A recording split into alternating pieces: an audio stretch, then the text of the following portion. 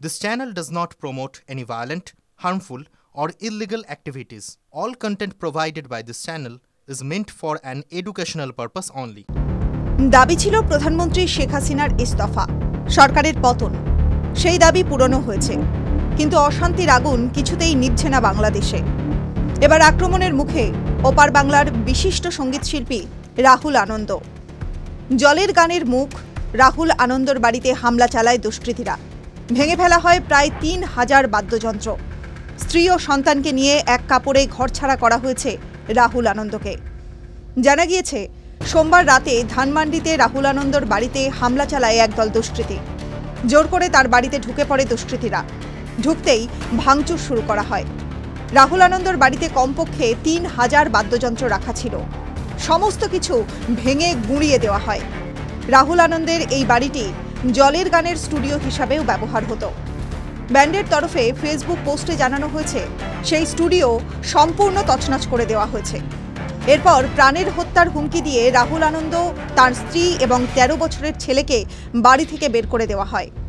সঙ্গে কিছু নিয়েও আসতে পারেননি তারা। কার্যত এক কাপড়েই ঘরছাড়া করা হয় বিশিষ্ট সঙ্গীতশিল্পী এবং তার পরিবারকে।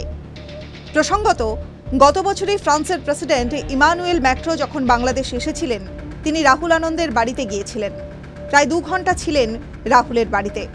প্রশংসা করেছিলেন তার বানানো বাদ্যযন্ত্রের। বরাবরই বিভিন্ন আন্দোলনে সক্রিয় ভূমিকা নিয়েছিলেন রাহুল আনন্দ। সংরক্ষণ বিরোধী আন্দোলনেও সমর্থন জানিয়ে নিজের দলের সদস্যদের নিয়ে পথে নেমেছিলেন তিনি। আন্দোলনকারীদের সমর্থন জানানোর পরও তাদের রোষ থেকে রক্ষা পেলেন না সঙ্গীতশিল্পী ও তার পরিবার। সেটা আসলে খুবই দুঃখজনক। এটা আমি একেবারেই ধিক্কার জানাই এবং এটা একটা ঘৃণিত কাজ হয়েছে। কারণ রাহুল দা হচ্ছে আমাদের দেশের, উনি একটা প্রাণের মানুষ। উনি কিন্তু এরকম না যে ওনাকে এই গোষ্ঠী পছন্দ করে, এই গোষ্ঠী পছন্দ করে না। উনি এমন একটা মানুষ যাকে প্রত্যেকটা মানুষ তাকে মনে করে যে সে আমার প্রাণের মানুষ। ব্যান্ডের তরফে ফেসবুক পোস্টে লেখা হয়েছে, সকলের জন্য নিরন্তর ভেবে যাওয়া মানুষটিকে পরিবার সহ এক কাপড়ে তার নিজের ঘর থেকে বের করে দেওয়া হয়েছে। এর প্রভাব হয়তো আজীবন লালিত থাকবে তার সন্তানের মনে, যার বয়স কিনা মাত্র ১৩ বছর। ভাবতেই কষ্ট হয়, এতদিন ধরে তিল তিল করে গড়ে তোলা স্বপ্ন, সংসারের সবকিছু দাউ দাউ করে চলেছে চোখের সামনে। কিছু মানুষের ক্রোধ এবং হিংসার আগুনে। সকলের উদ্দেশ্যে প্রশ্ন ছুড়ে ব্যান্ডটি লিখেছে, এই বাদ্যযন্ত্র, গান বা সাজানো সংসার হয়তো আমরা দীর্ঘ সময় নিয়ে আবার গড়ে নিতে পারব, কিন্তু এই ক্রোধ আর প্রতিহিংসার আগুনকে নেভাবো কিভাবে?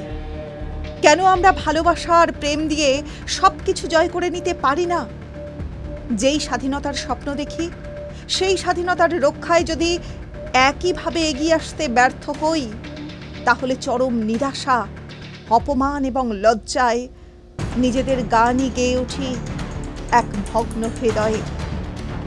কোন ছোবলে স্বপ্ন আমার হলো সাদা কালো, আমার বসত অন্ধকারে, তোরা থাকিস ভালো। সকল প্রাণ ভালো থাকুক।